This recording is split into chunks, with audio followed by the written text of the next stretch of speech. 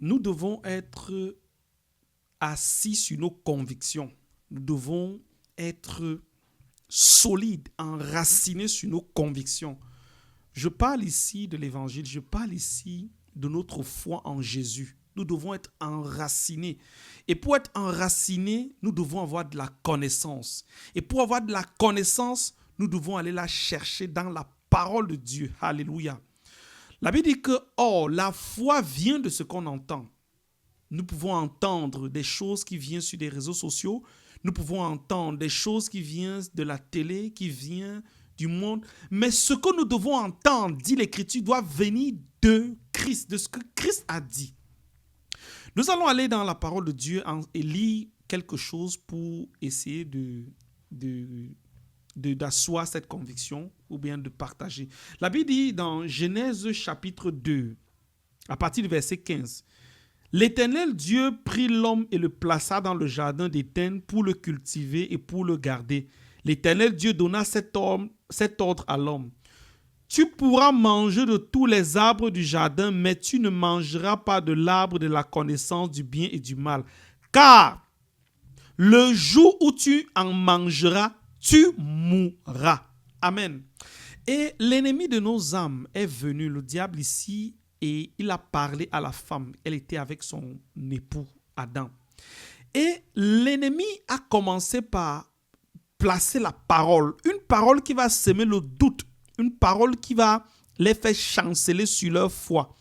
Qu'est-ce qu'il dit dans Genèse chapitre 3 à partir du verset 1? Il dit quoi? Il dit ceci. Et le Satan parle à la femme. Quoi? Dieu a-t-il dit, vous ne mangerez point de tout arbre du jardin? C'est la question. Et la femme répond au serpent en disant quoi? Nous pouvons manger du fruit des arbres du jardin. Mais quant au fruit de l'arbre qui est au milieu du jardin, Dieu a dit, 2 points, elle cite ce que Dieu a dit. Vous n'en mangerez point et vous n'y toucherez point, de peur que vous ne mouriez. Cette parole nous donne l'impression que Dieu ne savait pas trop ce qu'il disait. Il disait, de peur que vous ne mouriez. Ça peut être mauvais pour vous. Ne touchez pas, ça pourrait... qu'est-ce que Dieu a dit? Dieu a dit, le jour où vous en mangerez, le jour où tu mangeras, tu mourras. Tu mourras. C'est-à-dire, on lui donne, tu mourras. Si tu manges, tu meurs. Mais le serpent fait croire. Parce que la femme n'était pas assise sur les convictions. Elle n'avait pas une conviction dans son cœur. C'est-à-dire la connaissance. Elle n'était pas assise. Et l'ennemi a profité pour glisser une parole de confusion et par la suite faire miroiter autre chose. Il dit, Dieu sait, ça c'est l'ennemi qui dit, Dieu sait que le jour où vous en mangerez, vous ne mourrez certainement pas. Mais vous serez comme des dieux. Vous connaîtrez, vous aurez la connaissance. Il fait miroiter maintenant un pouvoir. Je vais m'adresser à toi, bien-aimé, toi qui es connecté, toi qui nous écoutes. Peut-être tu chancelles. Ta foi chancelle parce que tu ne sais vraiment pas si c'est le bon choix. Si tu es vraiment sur le bon choix. Tu te dis, mais si je sais Jésus et qu'à la fin de la journée, ce n'était pas vrai. Où est-ce que je vais aller? Qu'est-ce qui va se passer? J'ai envie de te rassurer ce matin que tu dois être assis sur tes convictions. Jésus dit, je suis venu enfin que mes brebis aient la vie, mais qu'elles aient la vie en abondance. Jésus est venu pour le salut, c'est une vérité. Si tu doutes, retourne dans les Écritures. Sois assis dans tes convictions. Aie la conviction, recherche les enseignements.